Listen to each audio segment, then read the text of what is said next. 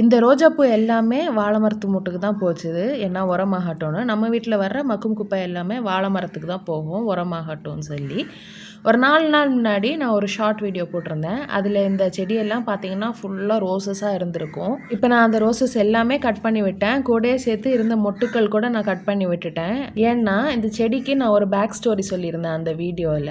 இது வந்து நர்சரியிலேருந்து வாங்கிட்டு வந்து பூக்காமல் அப்படியே நிற்கிதுன்ற மாதிரி ஒரு ஸ்டோரி சொல்லியிருந்தேன். அப்போ அதை கொண்டு வந்து நம்ம பூக்க வைக்கிறதுக்காக பாட்டிங் மிக்ஸ் மாற்றணும், கொஞ்சம் உரம் எல்லாம் போட்டோம். இப்போ டக்குன்னு பூக்குதுன்னு சொல்லி நம்ம அப்படியே பூக்க விட்டுட்டோம்னா அந்த செடியோட ஸ்ட்ரென்த் வந்து குறைஞ்சிரும். அந்த செடிக்கு இருக்கிற சத்து எல்லாமே அதோட மொட்டுகளுக்கும் பூக்கள் விரியறதுக்குமே உதவுறதுனால செடிக்கு வந்து ஹெல்த் இல்லாமல் ஆகிடும்.